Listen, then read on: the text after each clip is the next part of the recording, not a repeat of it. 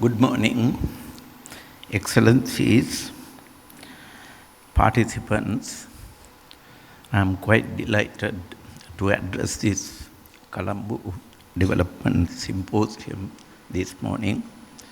But let me first make an apology for not being able to make this event happening in January, entirely due to my very short notice cancellation, which I didn't have any control. This symposium is a quite welcome initiative, and I encourage the organizers to conduct this sort of event regularly to keep the public informed and the people who matters informed where our country is heading. I'm also encouraged to hear we have a quite resourceful panel here. Two distinguished public servants. One is quite young, BOI chairman. Other one is managing most impossible tasks, which I know quite well, and he's here, Mr. Articular. And then also two good, respected business leaders, both are listed company heads, and we are very encouraged to note that.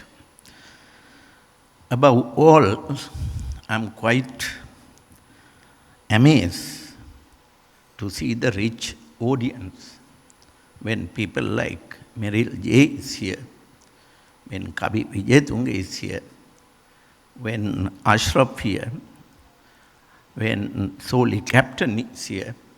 I can't see why this country cannot grow. Oh, because they have been showing the road not taken long time ago, and unfortunately their voice has not taken very seriously. And I'm also happy to hear some multinationals, nationals, corporate leaders, corporate managers who are here and whose net worth is much, much more. And if in fact I take a list to each one of them, asking each one to put $5 million, we are talking here below a $500 million worth audience who can put capital into what this country is looking for. I'm also happy to be here because it's the right location. 10 years ago, this was an army headquarters. And this particular place is an army playground. And today, this is a different landscape. There was no Baladaksha Avenue 10 years ago. It was closed. And there was army hospital, army building, and the playground. But today you see landscape differently, and here we have big investment, new investment. Next to this, we have another investment coming up. Next to that, Sri Lanka's blue chip is putting up waterfront, and I'm looking forward to see that will also add to this changing landscape before the end of the year. Last year, this time, this whole world went on COVID virus. Whole world. And virus went global. It was the greatest, this is not I'm telling, this is what IMF told, this is what World Bank told, this is what all the Pandit told, that this is the worst ever economic disaster next to Great Depression, probably only people like Merrill, Kabi knows that depression, because we were not even witness to it. We have read only from books written by people like Professor Lakshman, who have written about Great Depression and Keynesian revolution. Now, I remember when the COVID hit and when the country was locked down by this time last year, Mr. Ashraf, to whom I have the highest respect, came to my office and said, this industry is over.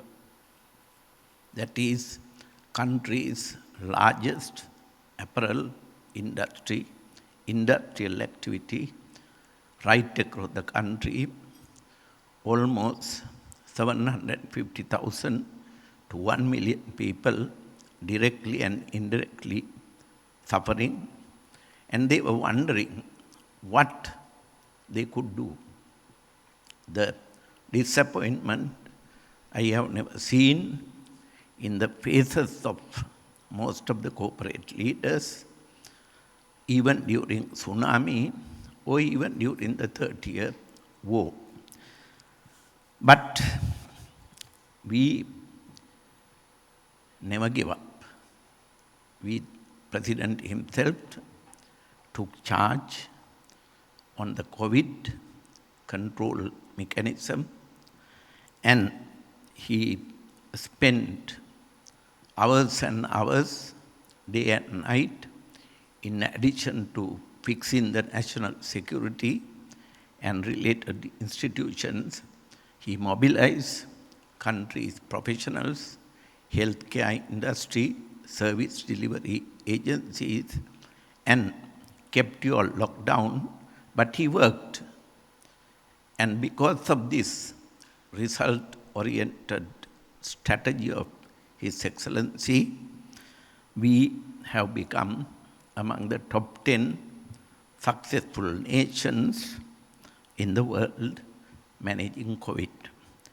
Hopes have come with the world itself, all the 5 continents discovering vaccine, which will enable people to get back to normal life.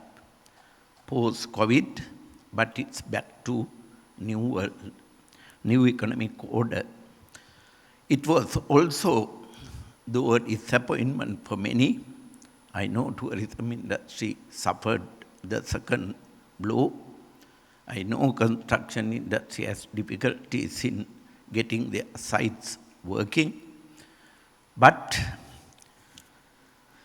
we managed to get them quickly bouncing back, and entire credit should go to country's leadership, that is President Gotabaya Rajapaksa.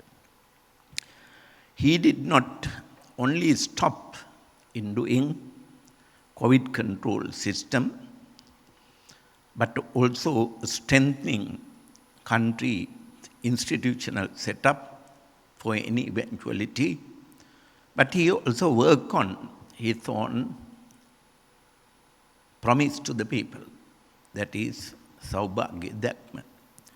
He promised this nation a new taxation strategy. He knew revenue will be lost, but he thought that lost is an investment in the country. Therefore, outdated archives taxes have been given up. Single rate VAT has been introduced. New corporate structure has been introduced to corporates.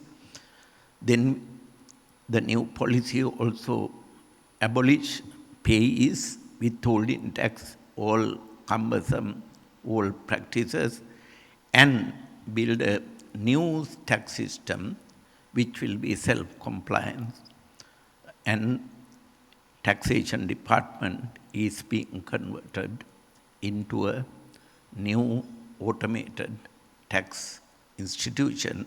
Hopefully, tax consultancy firms, tax consultant will also cooperate with the income tax department to put the new institution right. I must also express my appreciation to Treasury Secretary, who worked very hard in getting the legislations ready. In fact, with a slight slippage, he has been able to gazette all the tax legislation. So tax consultants who are expressing doubts whether this is a reality can now close their books and work on the new taxation system. He also, first time, mobilized this country's professionals, private sector, to run state enterprises. A political approach, some areas it has worked, some areas it is lagging behind because of the complexity of the country's state sector, but that is one area where he has asked you guys who run private sector now spend time with the state and make those state enterprises as viable as yours, because in good times and in bad times you have done well. This country has never had bad banks. Bank profit has been always good. NPL has been below 5%. Central bank has been strong. The large corporates have made good profits. I see business today, 50 top corporate leaders are making much more money than even difficult times. So now is a time, private sector, to partner with the state, and it is the best PPP one can think of. There is also a great emphasis on the public expenditure management. Public expenditure is misread in Sri Lanka.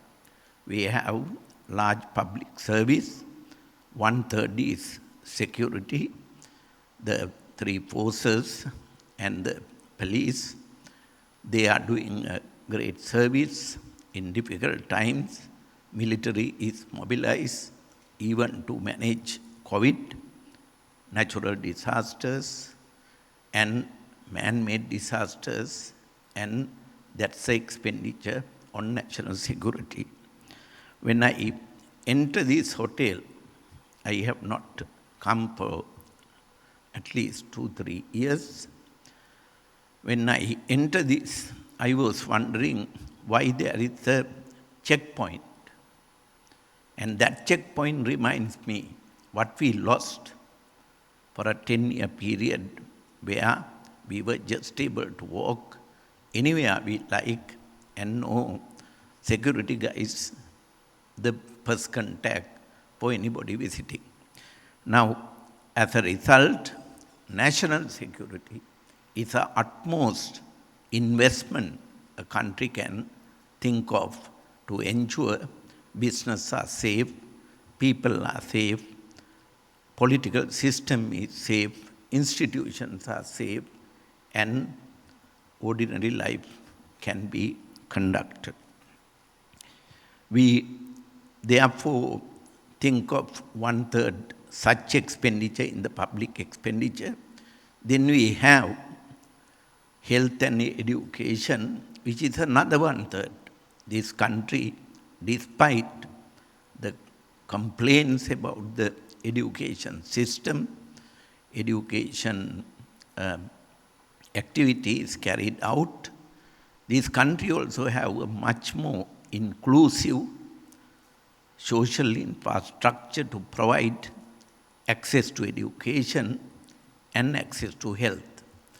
People saw the value of healthcare institutional network in this country when the COVID hit this nation. From field level public health inspectors to specialists to the MRI, all these facilities were basically built in no time and that is part of that expenditure. Rest is us, the public service, district level, village level, divisional level, and the national level. Many agencies are there. Some are not living up to the expectation of His Excellency the President.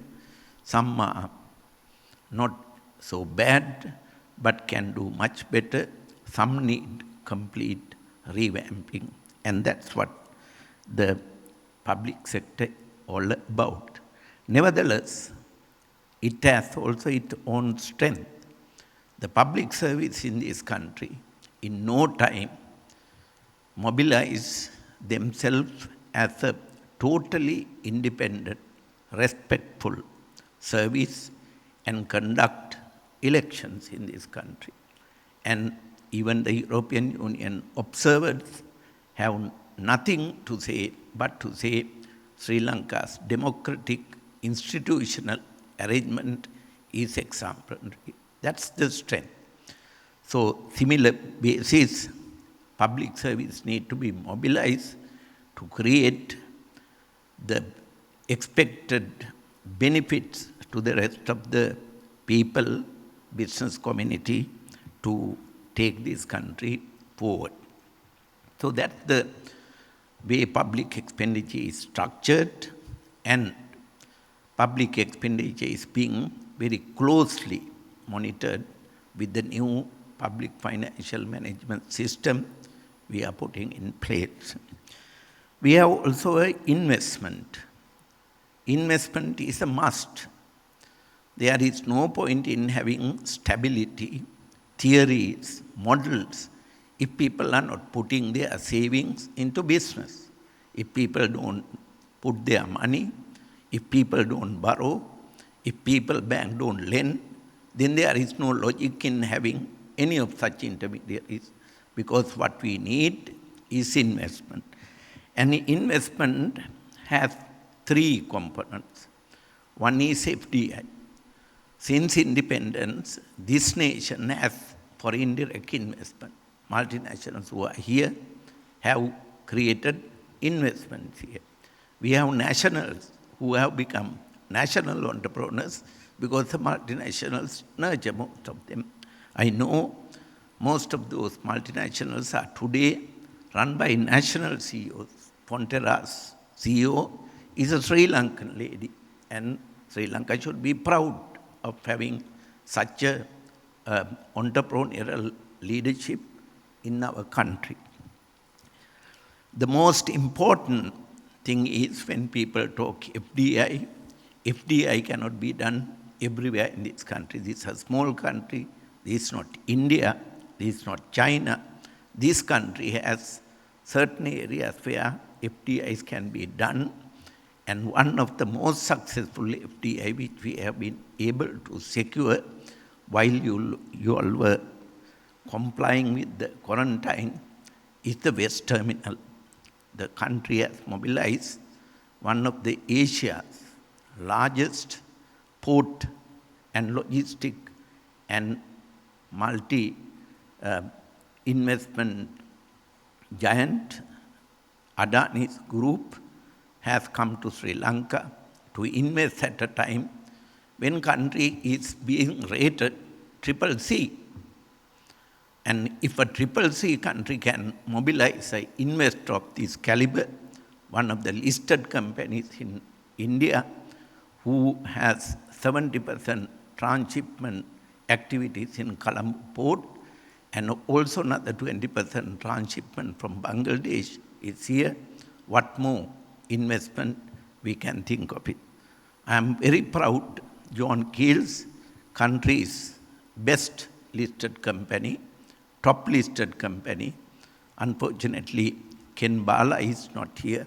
He is unable to participate in an event like this. I see the missing presence of such leaders. But when Ken Bala took over John Keel's, it was nowhere.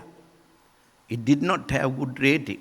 I remember he telling me, I will get a rating better than the sovereign rating. That was the vision Mr. Balendra had. And I'm glad John Keels, now under Kishan Balendra, is partnering with the West Terminal, which should transform the landscape there, which is almost 7 years behind capacity building. As a result, we are now in a position even to develop East Terminal and West Terminal together, and the Colombo port should be a landmark transformation in this economy. We have also almost concluded express elevator from Kalaniya Bridge to Aturugiriya on a BOT basis, again for indirect investment, and hopefully before the Sinhala New Year, the construction activities will be mobilized and the construction will begin, and the project should be completed before end of 2023. In fact, construction industry, which is 10% of Sri Lanka's GDP by 2024, has shrunk. But construction industry also need to look at new technology, fast service delivery, quality work, like the way Kalaniya Bridge is done. It is almost every week, bridge is getting near completion, and very soon we will see that road is done. There is a complementary investment supported by Asian Development Bank to take the bridge to the Colombo port so that the entire access road connecting to the expressway will be ready very soon. Then come to the domestic private. When I say domestic private, it also includes the multinationals and the foreign investors who have been here for 20, 30 years, knowing the country better, doing their business well, and those investments have been the investment in this country. When we talk 35% investment GDP ratio, foreign direct investment, even in a good time, have never been 2% of GDP. Public investment, that is the state, in recent years, last 10 years, have never been more than 5%. Then from where did the investment come? Investment came from you guys. And that is the investment we have to consolidate, increase, and get the foreign investment as complementary to these activities. We have put a lot of supplementary support work. The government, soon after assumed office in November 2019, came up with a new monetary policy, departure from the past. Everybody thought double-digit interest rates and tight monetary policy is the only answer to manage inflation. And as a result, growth rate came down from well over 5% by 2015 to less than 2.3% by 2019. That's the legacy of President Gotabaya Rajapaksa. Now, this policy never worked, and it has never worked elsewhere. I don't know why central banks still following, sometimes believing in such monetary models, but the world over, monetary policies are being changed. Federal Reserve is pumping money, European banks are pumping money, all other banks are pumping money, because resurrection of the economy is the fundamental objective of the monetary policy, and not just money printing and inflation theory. Public investment, which is crucial, 5% of GDP, but this government believe in it. Public investment, you won't build roads, you won't generate power plants, you won't build port access road, you won't build water supply schemes of this scale, and as a result, the government has committed to undertake most of the lagging public investment to make Sri Lanka inclusive. Inclusive for access to water, inclusive in creating access to transportation, increase in access to school-going children, increase access to healthcare, increase access to markets, increase access to global economy, increase access for investors to go to the villages, are investment that the public investment is making. And as a result, the government has committed in the 2021 budget with the 2023 3-year medium term massive investment in water, irrigation, roads, electricity, and urban development activities. In this regard, some landmark investments are taking place. New Caledonia Bridge is ready to commission, hopefully before end May. Port access road should be supported by Asian Development Bank, should be ready by next year, which should take the Colombo North transportation issues completely addressed. Then we have Merigama Expressway, which has been stuck for a variety of reasons from 2017 and also suddenly got noise because of a tree crossing the road, and those issues have been addressed, and this expressway activity investments have been accelerated. Kurunagala Kandy section, first section up to Pinnavala is now under construction. Ruanpura Expressway, 37 kilometers, also under construction by countries, one of the largest construction company, Maga. We have a issue of debt finance projects. This country got used to bilateral, unsolicited, expensive debt. Some appear to be very attractive because the interest rate is 1%, 2%, 30-year repayment, etc. But they are extended by their own currencies, and the currency conversion make those debt difficult, unmanageable. Number two, most of the projects won't bring any results during our lifetime. Forget about my lifetime. Think about the youngest lifetime. Those projects won't bring much result. That's why some projects have been cancelled, and we have requested for those people, help us to get out from this so-called high debt trap and allow us to do projects that will add to the production, add to the exports, add to the import substitution, add to the national development activities, and we have cancelled many of those projects regardless of whether they come from China, Japan, India, or Western European countries or Eastern European countries. We are also looking in all such project finance high local content, and as a result, we are looking such projects, and that's why we are shifting to multilaterals like the World Bank, the Asian Development Bank, AIIB, European Investment Bank, various funds in the Middle East like Saudi Fund, OFID, Kuwait Fund, French Development Fund. Those are the ones we are looking at because the domestic content is very high and they have much more meaningful impact on the economy.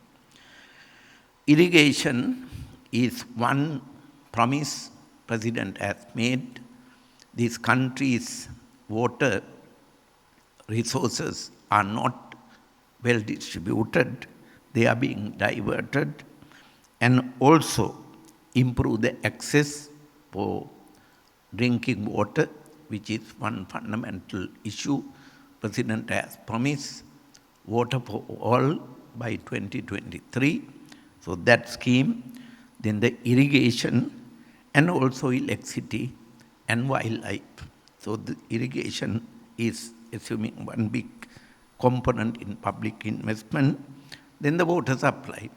Water supply projects are all over, and I can't see why the domestic construction industry built water supply schemes half the cost than some of the loan-funded projects that has been in place, and we are now offering such large water projects to the local construction industry.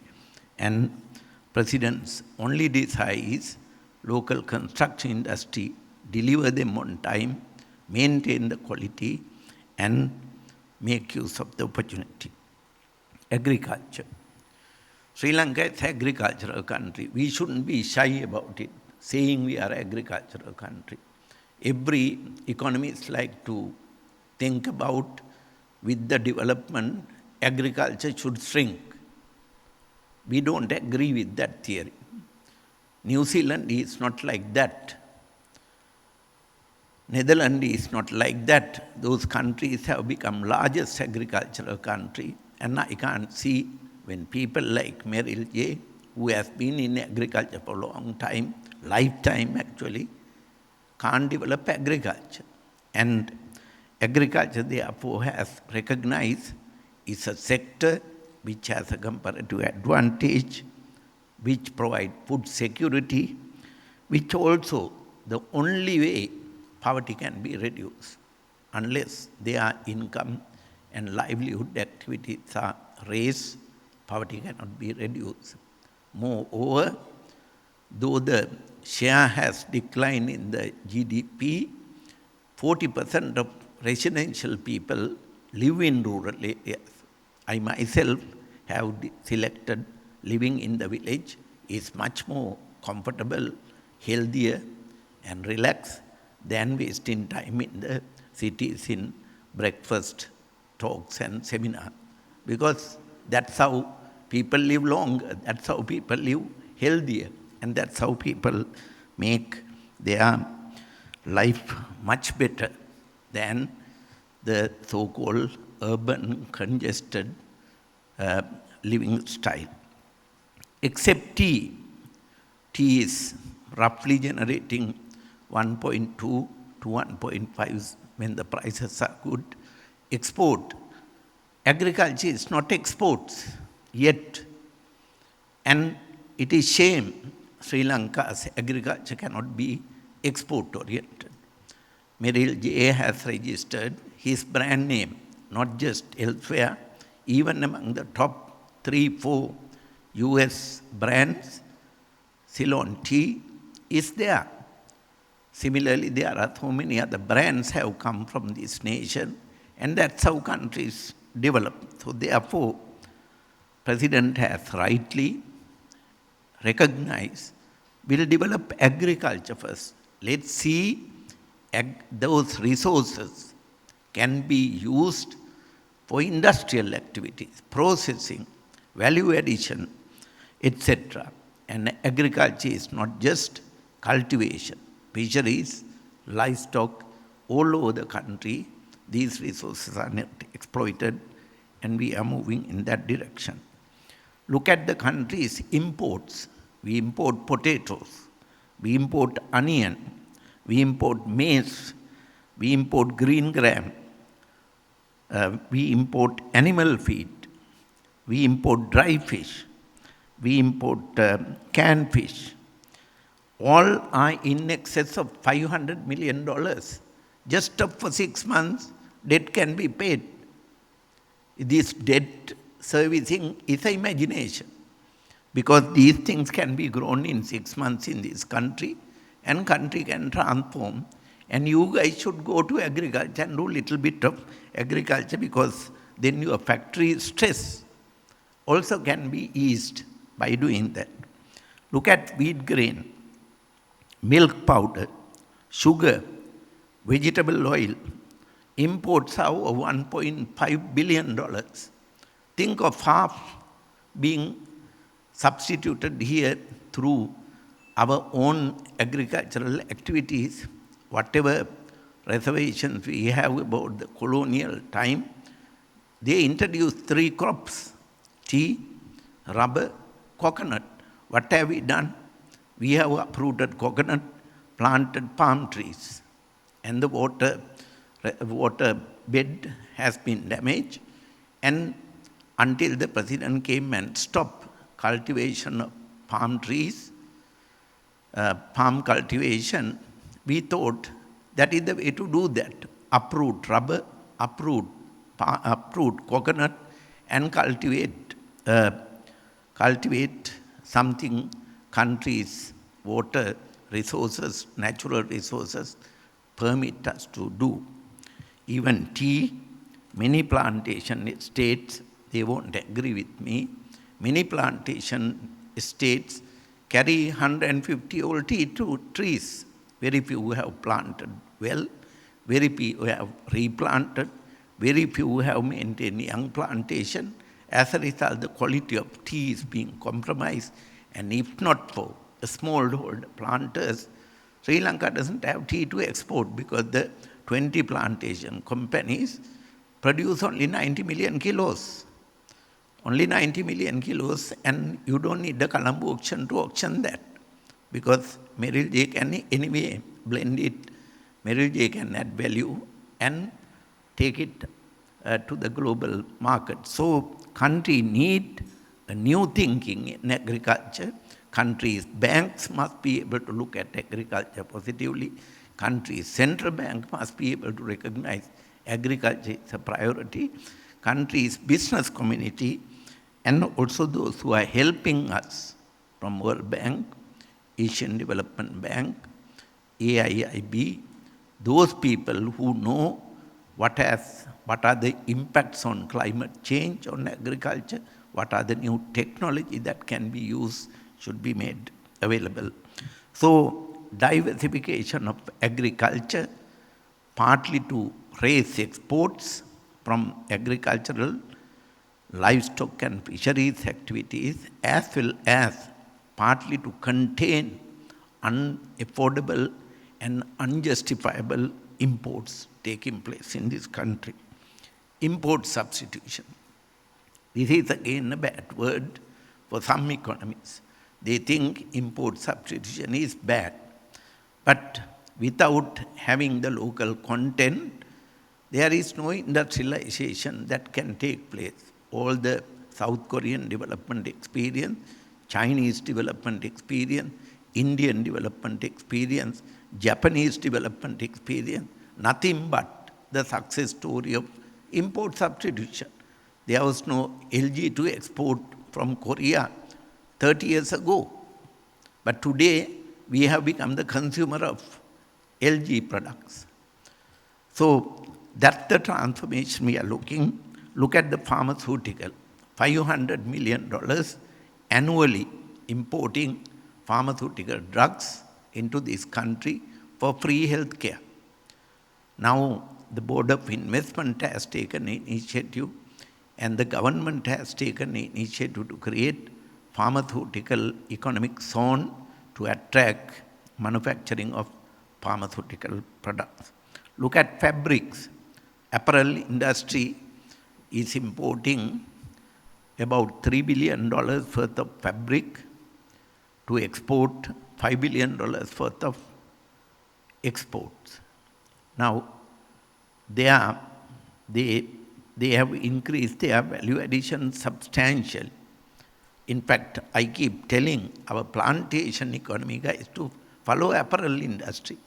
They started from nothing, and they became the country's largest industrial export activity by imported raw material. Value addition at that time was only the labor. Today, apparel industry had 50% value addition from imports. Now, that industry is also encouraging fabric manufacturing here. fabric manufacturing here, and because the domestic content matters. We can't totally stop import of fabric from foreign countries, but certain amount of fabrics can be manufactured. And if you go to Tullihiriya, mass sold in fabric park, classic model, how this kind of transformation could be done. In fact, I was very encouraged when a young person in the mass holding sent me a WhatsApp message saying that they now produce masks. All of us are wearing masks. In fact, when the COVID hit, Chinese gifted masks, Japanese gifted masks, all the people gifted masks.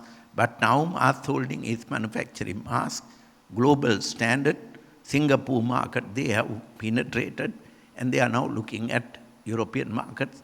That's the transformation in this kind of industry transformation we are looking for. Look at oil and fertilizer. When I was in the universities, oil exploration was the only option available to substitute oil. Even if we, let's say, find oil finally, oil has to be at oil price. Even our oil can't be consumed like the way Venezuelan consume oil. We have to consume at international level. That's the pricing. But now, technology has made us to believe, forget about oil. You have a sun. You have a 12-hour sun blessing and go for solar. You have a natural climate, go for wind. And as a result, we are looking for replacing renewable energy sources to replace the oil-based consumption that this country is used to. And right now, several projects are on the ground, and hopefully by the end of the year, country's expectation is to raise 1,000 megawatts capacity through the solar and windmill capacity in the country. And then fertilizer. People now shifting from chemical fertilizer to more organic. We can't go to an extreme direction, but the more nutritious, balanced fertilizer is the need of the hour. People are very selective in their consumptions, and people want natural fertilizer. These are activities import substitution can basically look at.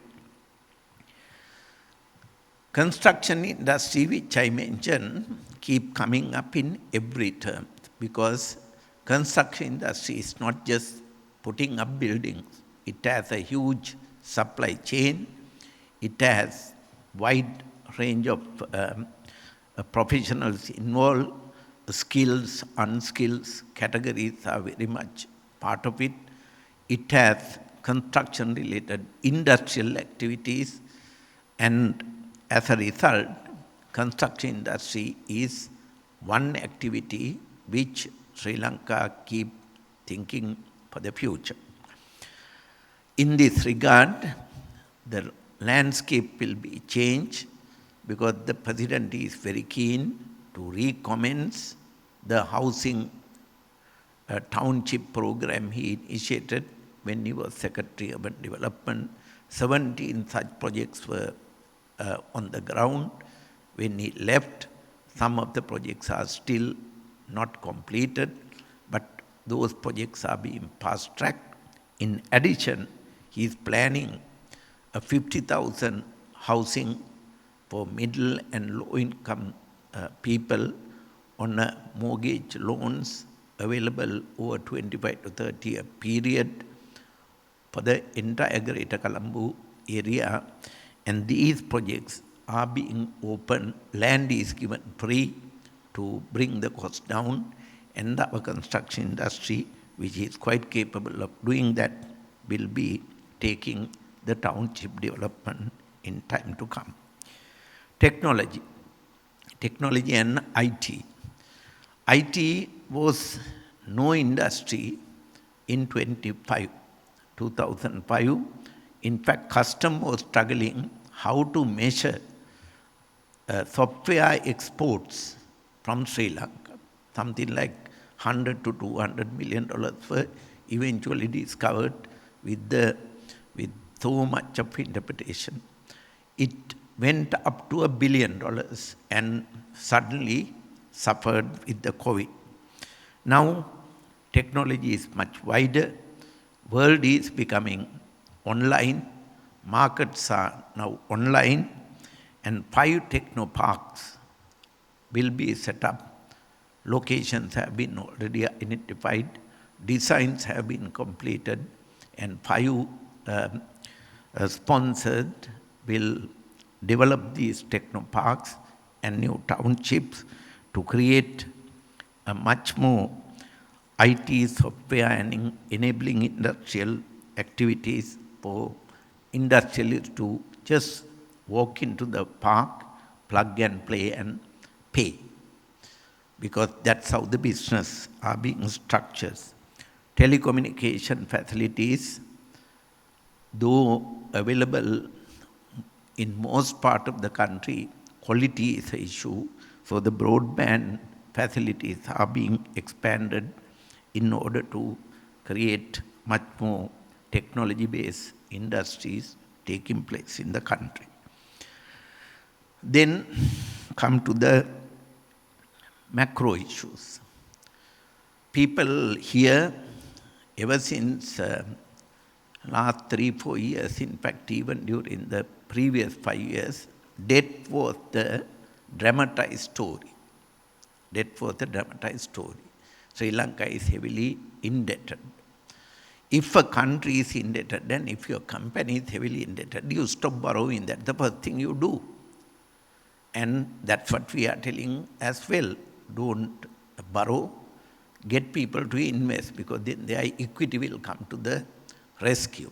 So, we therefore started looking at this debt issue more seriously, the same seriousness as the IMF do. And as a result, we have recognized, and the government has announced, communicated, Treasury Secretary is singularly responsible for this task. He has to manage it in a political sensitive economy, in a democratic environment. Deficit reduction has to be carried out. We are currently at 10% of GDP fiscal deficit. This deficit has to be brought down to 4%, as President has announced in his policy framework, Saubhagya Dakman. So budget deficit will be brought down from 10% to 4% every year, not simply by reimposing VAT. We are assuring the tax regime that we have instituted will not change. Next 5 years, VAT is 8%. Income tax is whatever rate we have gathered. No other taxes will be brought in. Custom-based taxes will be rationalized. We need much more efficient, transparent, compliance-friendly tax regimes, and that is given.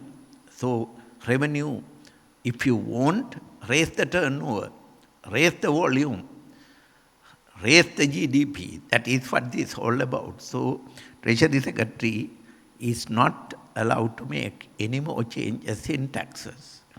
Similarly, he is also told expenditure management, how he should done. No commitment control.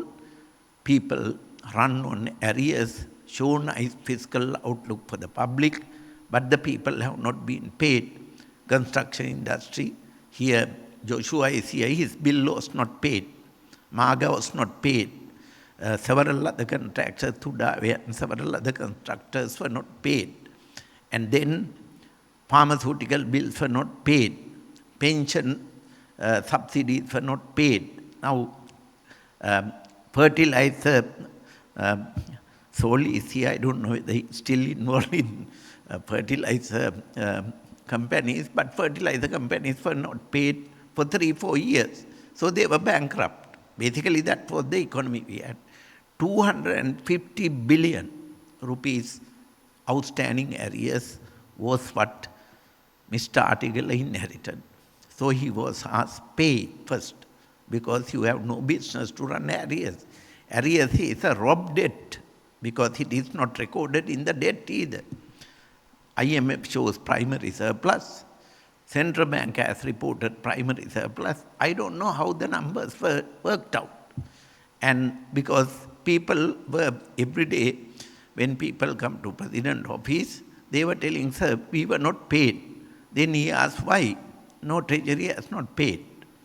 So that's how this whole drama has taken place. And the last year was not an easy year. In addition to COVID, we did not have a budget. We ran on a vote on account. First time in Sri Lanka's history, I know public finance somewhat better than many others. I have managed it for a long period of time. My subject specialization is public finance. I have done some consultancies on public finance for other countries, for IMF and World Bank. And no country runs 1 year without a budget.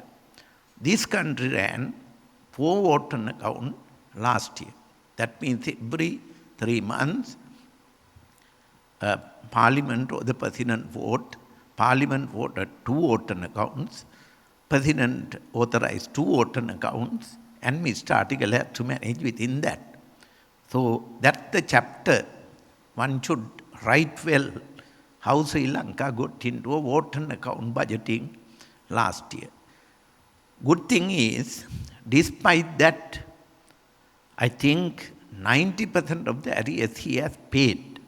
Some of the arrears are claims that he himself cannot be satisfied as a public servant to honor. Otherwise, those arrears are also being paid.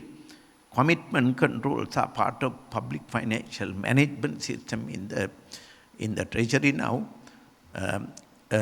Those institutions are being strengthened, and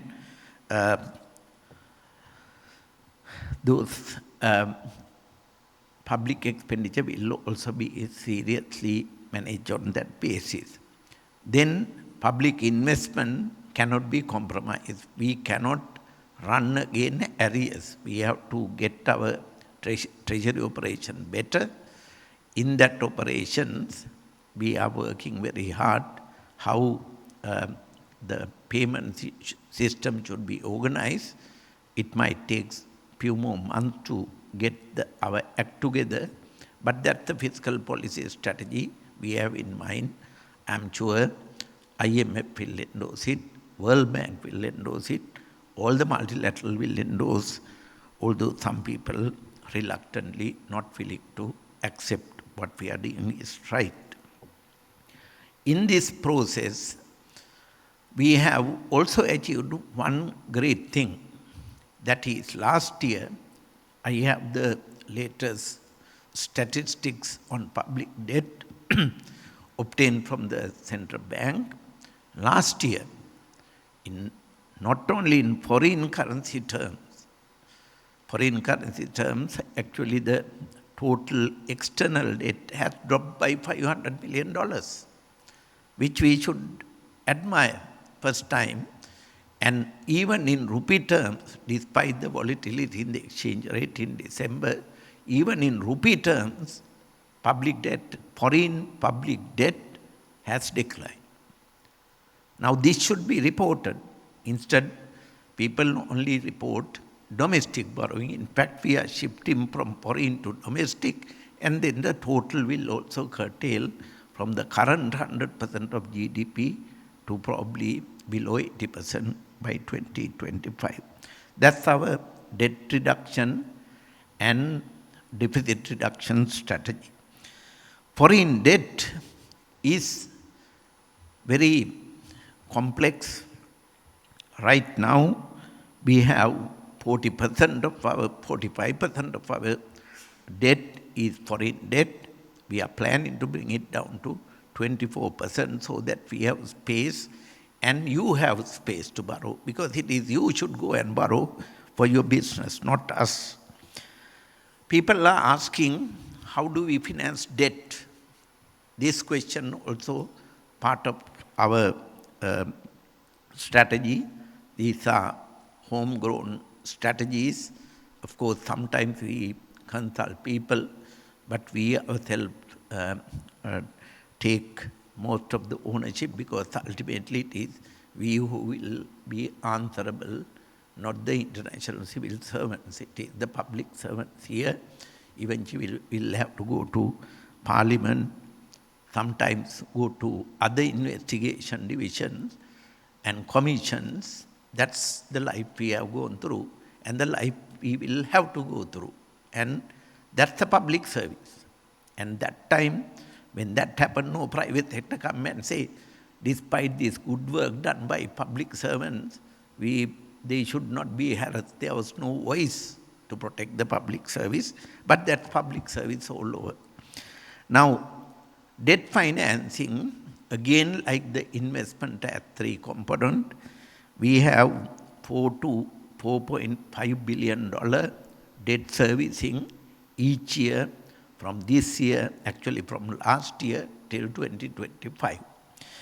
Now this 4.5 billion is to 3 different sources. First category is multilateral. The World Bank is here, ADB, other group, largely those 2. Then we have the new multilateral AIIB. Then we have European Investment Bank, but not very heavy debt to those countries. Now, those banks, even other multilateral type or more development-oriented lending programs, debt servicing is not a big issue. Now, we are working with the World Bank, country managers here. I'm so happy that you are here. We are talking with her team, country director who is based in Nepal, who regular visitor here, a friend of Sri Lanka, vice president of the World Bank. All 3 are working tirelessly, and their commitment is to raise the World Bank assistance to Sri Lanka for various type of projects, that programs, and much more new development activities we are talking. In fact, they are funding, together with the Asian Development Bank, roughly about $100 million on COVAX vaccine program. So we don't have a financing issue there. They came very promptly. They took their initiatives and tried to finalize those assistance, $100 million. So World Bank and Asian Development Bank, I'm working with the Asian Development Bank country director to get their disbursement. Last year was the largest ever disbursement, $700 million.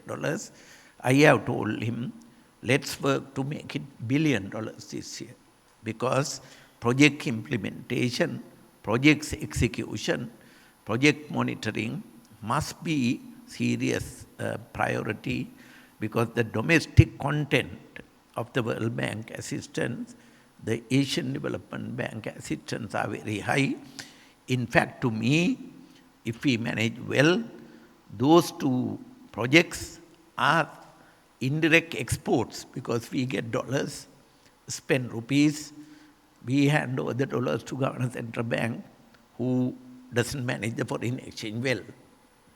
But we are trying to get him to make a foreign exchange management well. I can't see why exchange rate become 200 when the country's exchange rate should be 175. Because that's the journey we are looking at. And then we have bilateral. Bilateral debt, we are cautious, really cautious, because some are direct lender to the projects. 15% upfront we have to pay Then they mobilize hardly any domestic construction connections, and therefore we are very selective. And definitely, Mr. Article is having a tremendous pressure. I am giving maximum support I can give to make sure next 2-3 years no such projects here. Because we have to graduate, we have to build our country's debt profile in a manner country can sustain. And then we can phase it out, and then we have sovereign bond, roughly about $2 to $2.5 billion. We are asking our banks to take part of it. Some banks are shy. Bank of Ceylon and People's Bank have taken about $300 to $400 million already. If there's a capital gain at the maturity, let the state banks to make it.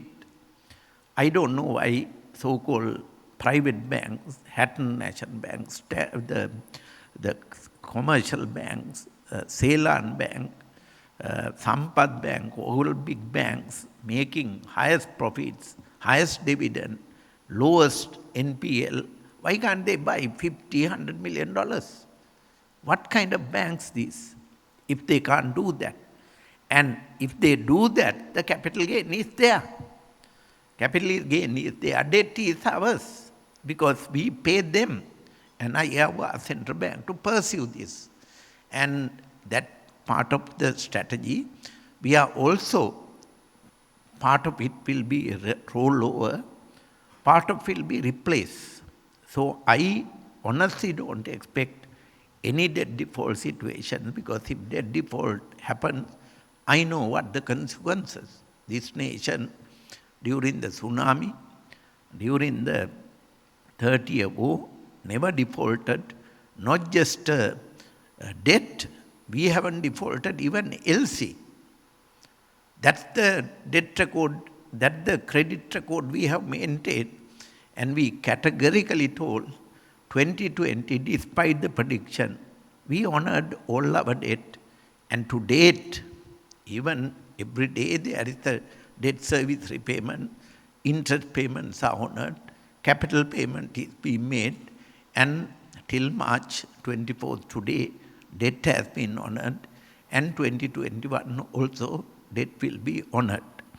Now, in support of this, we are also looking for non-conventional instruments. The People's Bank of China has pledged $1.5 billion, that is 10 billion yuan, swap to give the backing. We don't want to use it, but we want to use as a standby. When that is available, some are predicting yuan is not a currency, it's not dollars. But I know quite well, yuan is a IMF basket currency now. And that's number one. Number two, you take yuan and sell it to dollars if you want. Nothing preventing. Third, our largest payment is also, one of the largest payment is to China, so pay yuan. So what is the problem? And this issue is not being properly articulated and say, yuan swap is no swap. Now, if we swap with IMF, it's a swap. How? And even if we go to IMF program, maximum we can get is roughly about $650 million. That is granted in several tranches. For each tranche, each time VAT has to go up, expenditure has to cut, public investment has to curtail, tax concession has to be withdrawn, tax holidays has to be withdrawn, and ultimately economy is contracted. So you have an economy without growth, but they call that stability. So this is the change we are making, and I appeal our banks to open their eyes, because I know balance sheets are on the way. People's Bank has already announced one of the, not one, actually the best bank now, showing good profit despite much stress from the SME sector. state sector, petroleum financing, pharmaceutical financing, treasury financing. Despite all, it has maintained a good profit story. People's Bank is coming out of a profit story. I'm sure Bank of Ceylon is coming up soon after that. I also know the private banks will come up with good profit stories. Highest dividend payout will be there. NPL is just 5%. I like every bank to say, not the NPL figure, but to say PL figure. We are 95% performing. If you are 95% performing, why can't you assist the tourism? Why can't you assist the construction? Why can't you assist the plantation to do little bit of restructuring? Not deposit acceptance and lending is banking. You have to go for investment banking, venture capital, and various development banking. All these things should be part of it. And these banking reforms, financial sector reforms are to be undertaken. Then that's the debt financing part we are looking at. Then the exports.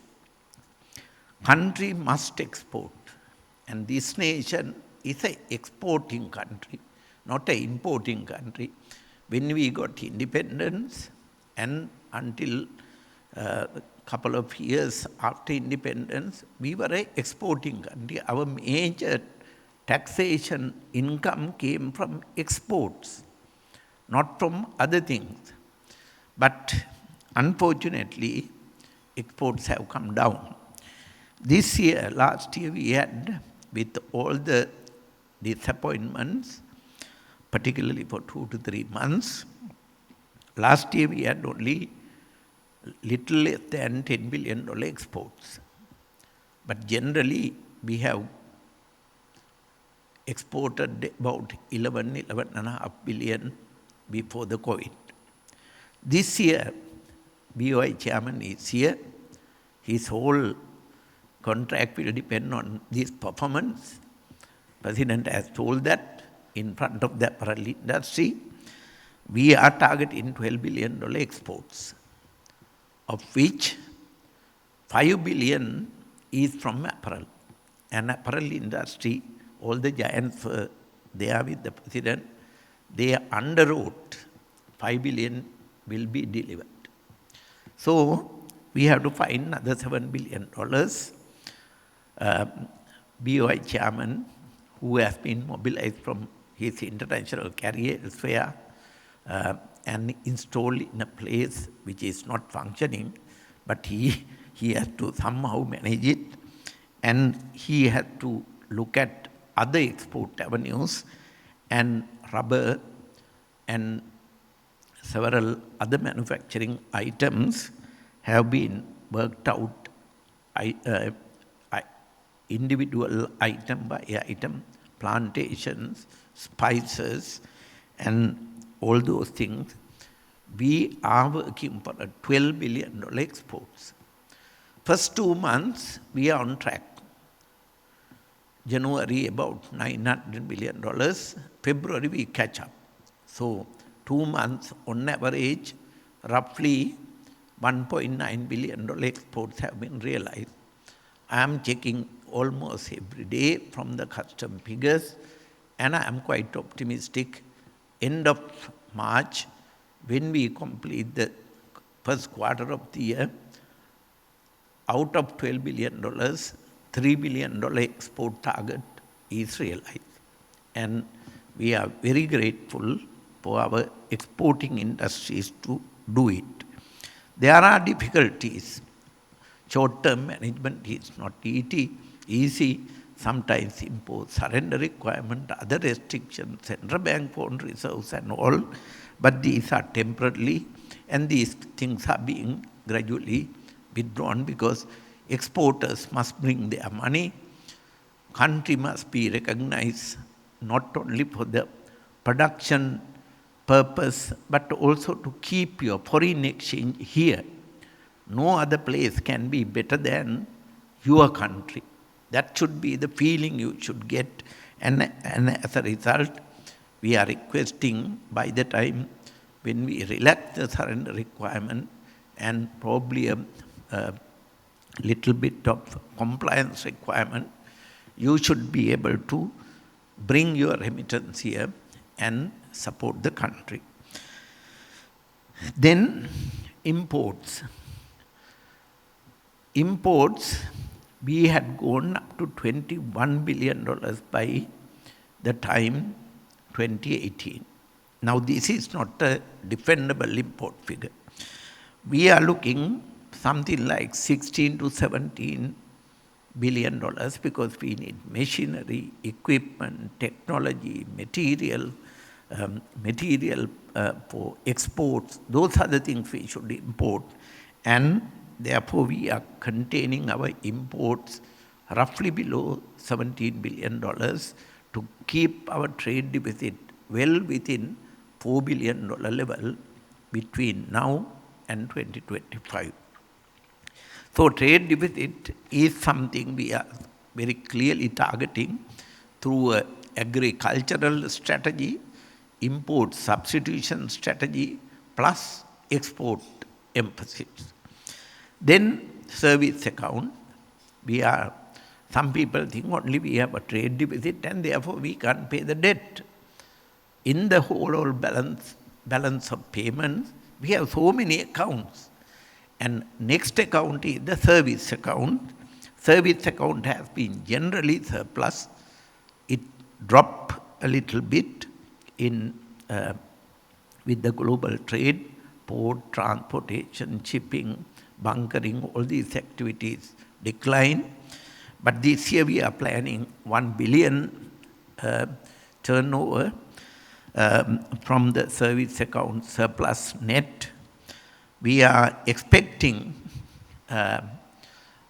new investment in the port, and their presence here will start raising port-based transportation, logistic, transshipment, income, etc., plus bunkering, and also tourism to raise above $4 billion in the service account.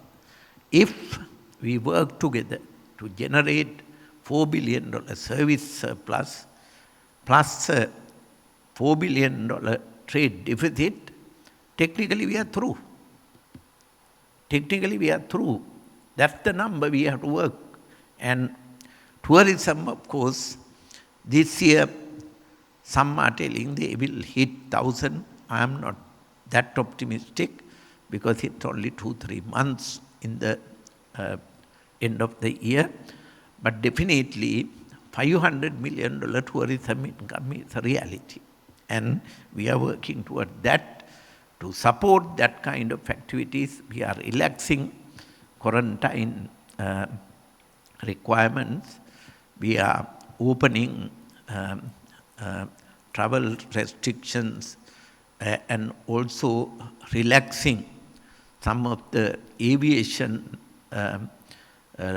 permits for people to travel to this country.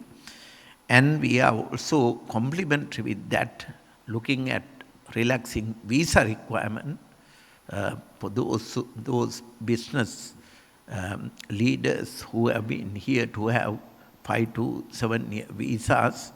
Plus, government is also looking whether the purchase of condominium property for a certain minimum values should also be given more long-term visas so that multiple global travel will be part of this operation. Remittance. After trade account and after service account, which include tourism, we have a remittance. Now, everybody thought we will have a serious difficulty for not having remittance, but 2020, the worst year in the COVID environment, had $100 million more than 2019. So therefore, our remittance earnings was $7.1 billion. Out of this, 50% is to state banks. We have asked 2 state banks to go high on this. Actually, I don't know why they are here in Colombo. They should go to the countries where our people are working.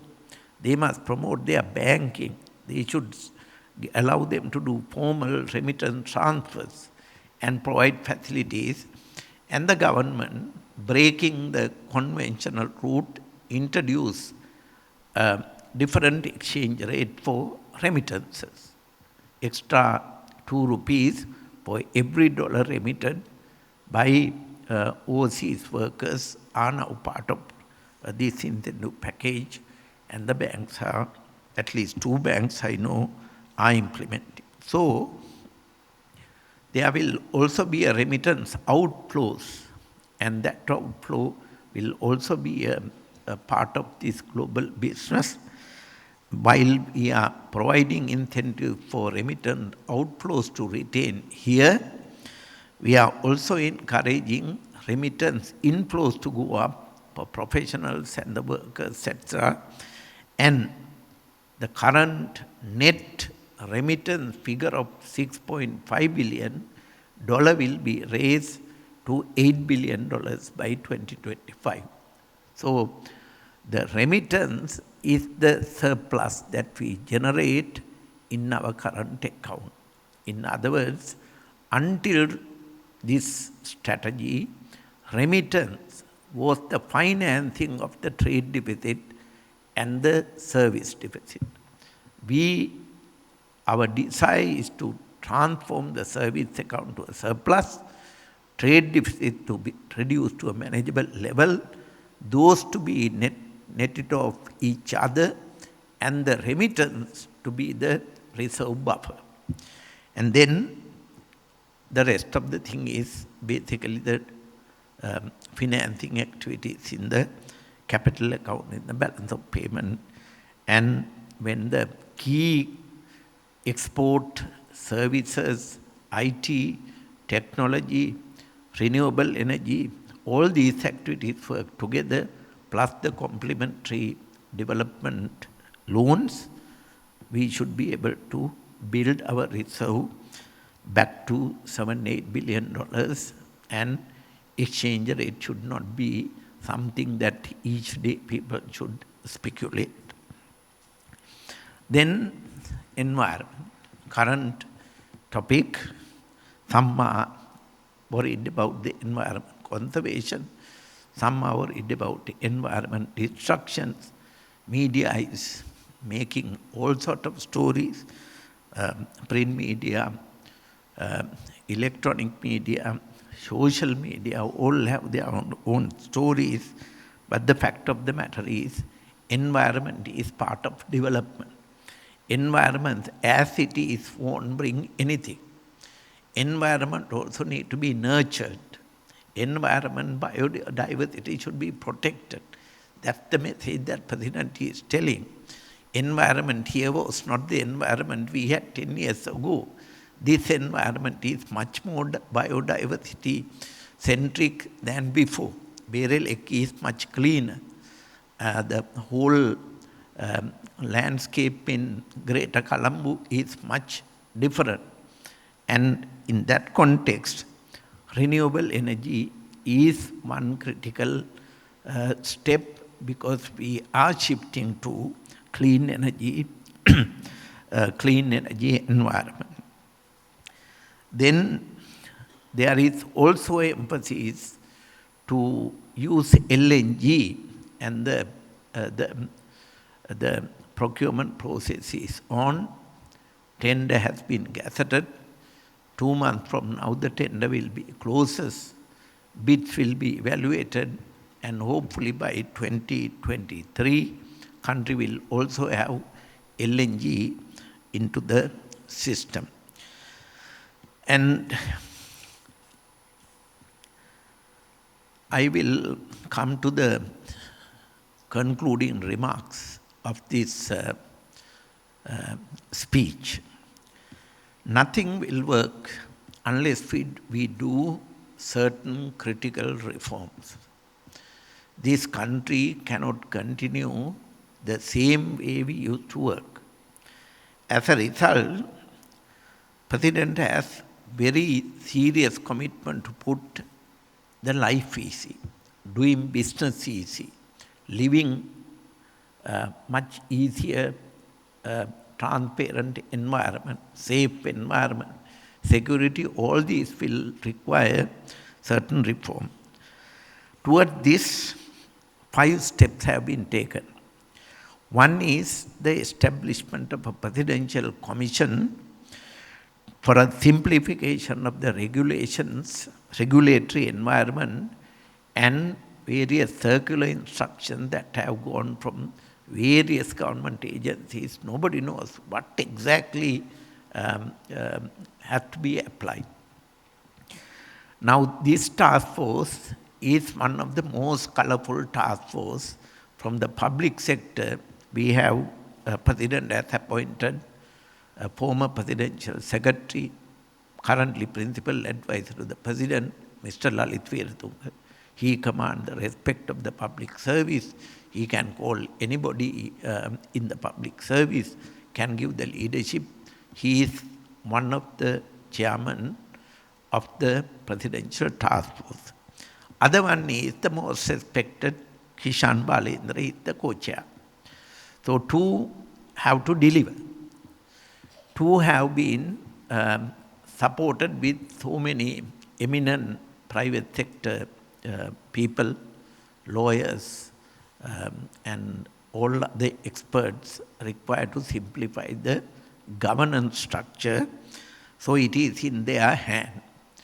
In appreciation of this work, the German ambassador yesterday handed over to me their work and proposal.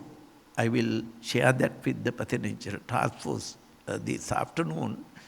Some of the suggestions, some of the ways that these simplifications could be done. Now, I was so encouraged, the German ambassador and the government of Germany has taken such a serious interest and helping to put the more business-friendly, more people-friendly, more accountable, transparent, simple system. And I'm sure the World Bank is contributing to it. Several others are contributing. Our procurement is in a mess. Our audit system is in a mess. And our government financial regulations are not that simple. Every day, Treasury is issuing some circular. Now we have asked withdrawal. Like Honorable Ronnie DeMel in 1977, in his first budget speech, he didn't do any legal reform. All what he did was he scrapped all the regulation issued under the exchange control and the import control. And the country saw a space, create that space. All these ambitious legal reforms can be done later. Let's first create that space, and this task force was given 3 months. I'm sure they will not ask for extension. Next is legal reform.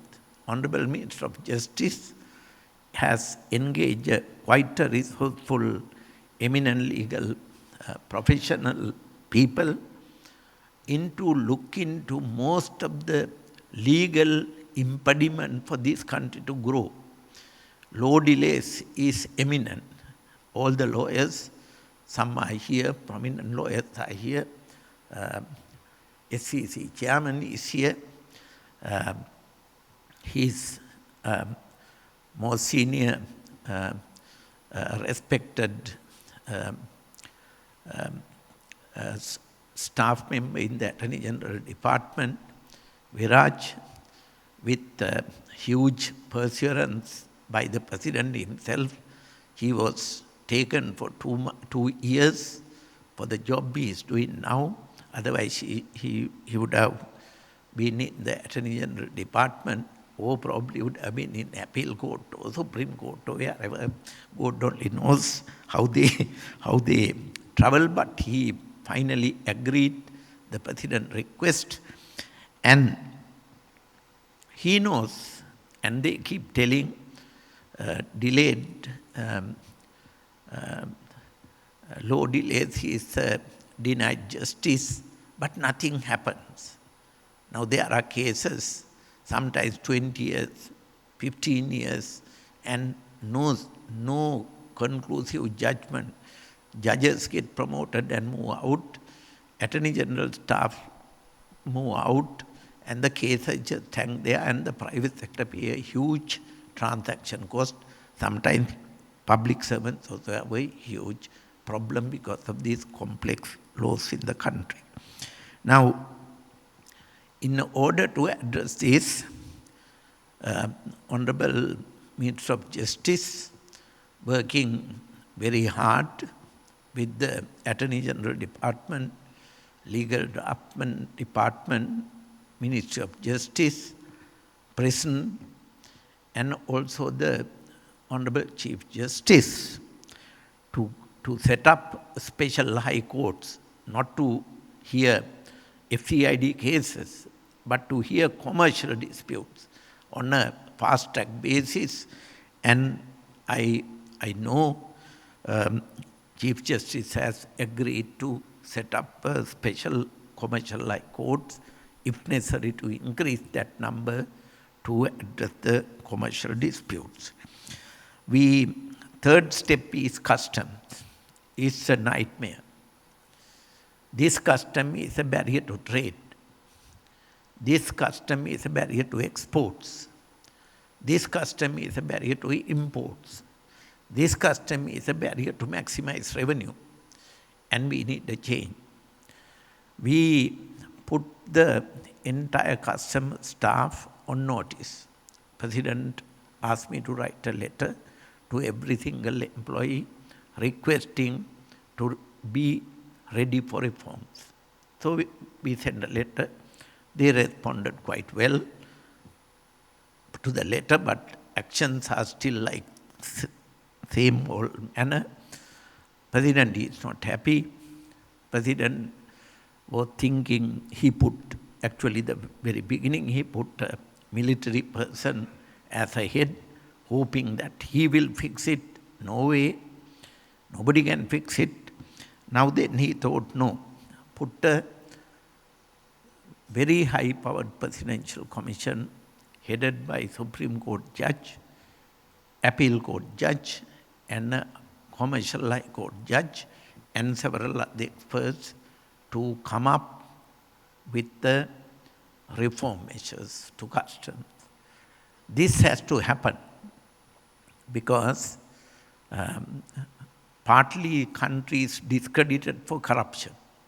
I am also sometimes uncomfortable to be public servants, sometimes called head of the public servant.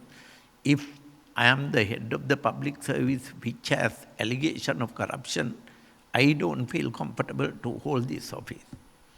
Treasury Secretary, who is doing my job, knows he is answerable to Parliament, he is answerable to after his job. I know what I have gone through, I know he has to go through the same, but that job cannot be done if the people below us don't commit for honorable job, whether it is in the central bank, in the customs, IRD. We have to create a more decent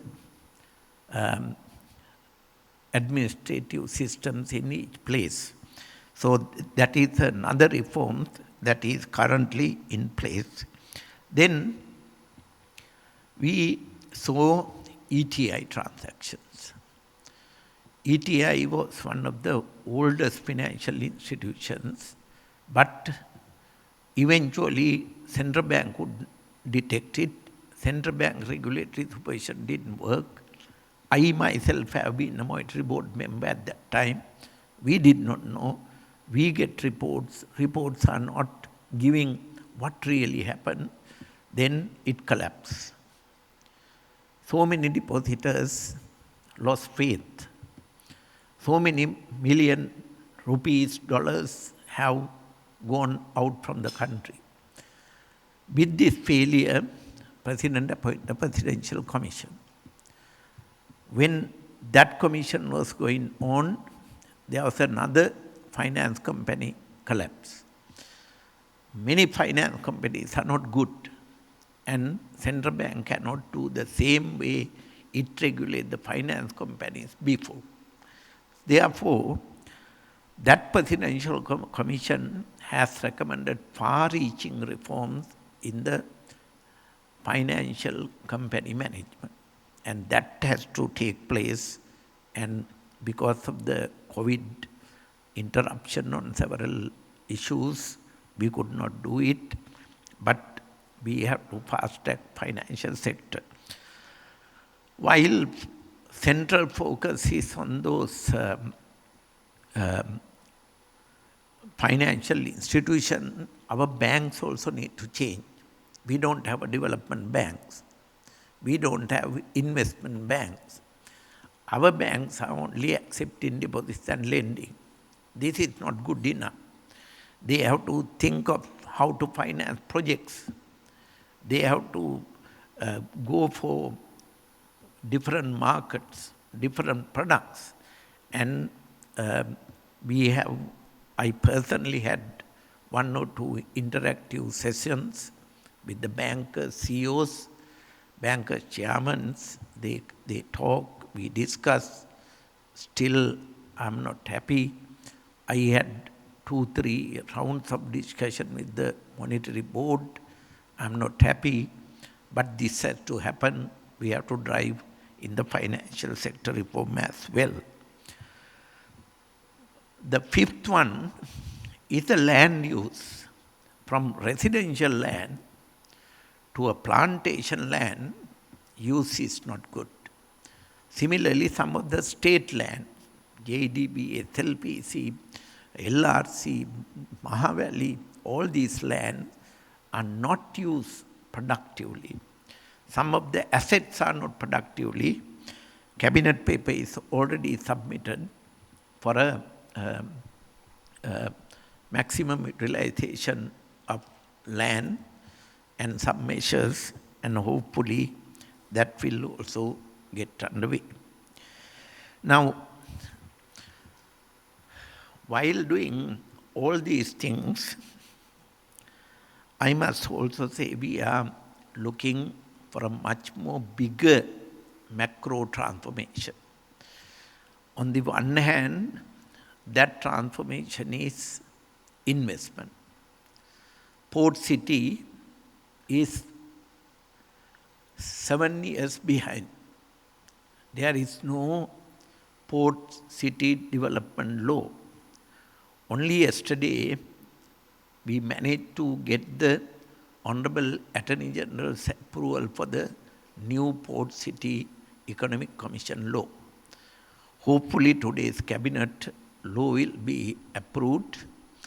If approved, we will be able to gather it along with the already gathered tax laws, and the legislation will be placed before Parliament for approval. So we have like the GCC law, we will have a new Port City law that will encourage this whole landscape into a different financial and tourism destination in Asia.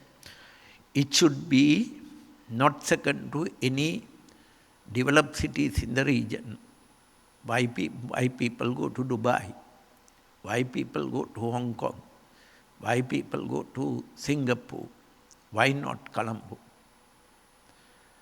That can happen only if the investment climate is created. Chairman BOI has come up with a proposal that he wants to go international. There is no point in wasting time here looking at investment unless investment marketing strategies get it right. I think he's asking for a $10 million initial marketing capital, and I'm sure Treasury Secretary will support that initiative, and we want to get that cabinet paper soon.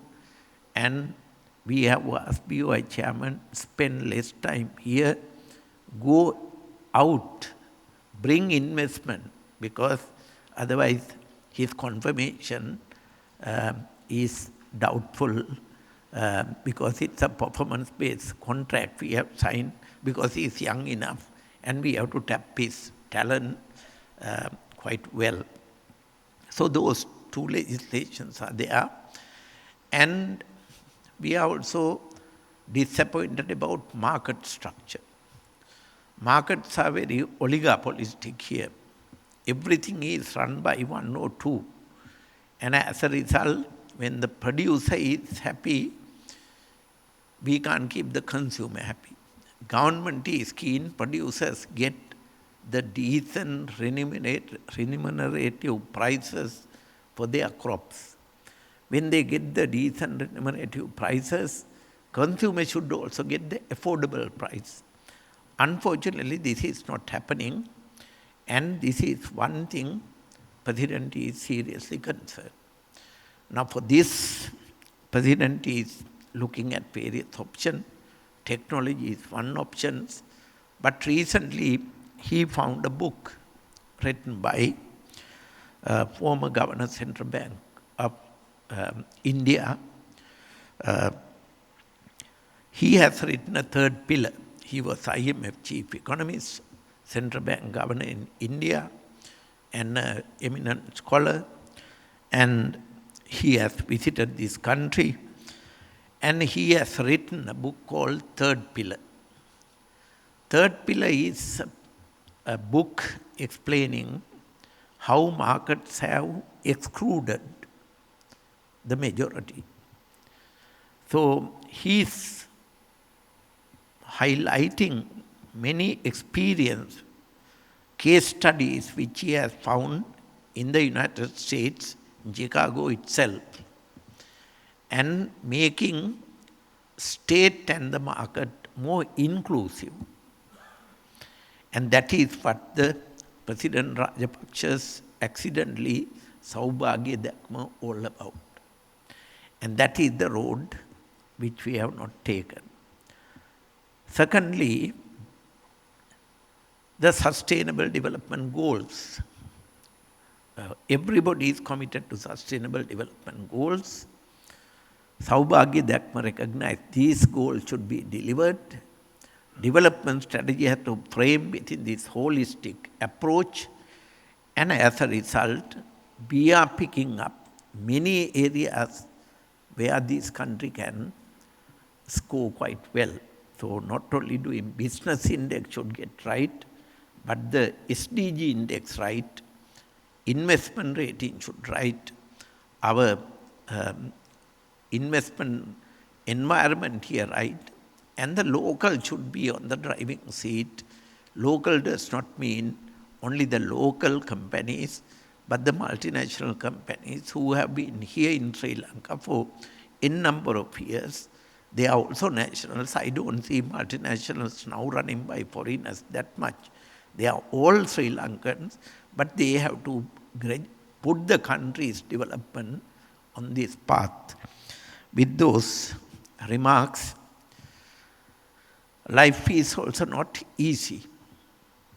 France is talking the third wave of COVID. So, comply with the quarantine. That is must. China-US trade is tense. If you watch the trade talks between China and US, each other is not giving up. China is also first time telling you have no business to talk like this, which means stop. So, how the global trade will evolve, we don't know. Then, world is emerging to an online business. Banks are online, so many branches may scale down. Education is partly becoming online. which is the issue. Then health service is online, doctors are only available over the mobile. I hope they will not do the surgeries online. Some are talking artificial intelligence, but my advice is use natural intelligence, because if any one of you relied on artificial intelligence, we wouldn't have seen Soli Captain and Meryl J. Fernandez here. It's natural, common sense. That's what business makes. So that's the approach we have to get, and I hope third pillar in scholars' language and President his own engagement with many intellectuals, many business leaders, many private and public sector people, his own experience in the career as well as a secretary, and now as president, he remained firmly committed for Saubhagya Dharma, and that is the new road. In my view, I have not seen taken by this country, though I myself had the honor of working 3 previous consecutive leaders, same at the same scale as now, or probably more. But I can see his sincerity, his commitment and desire to make Sri Lanka a new destination in Asia. Thank you very much.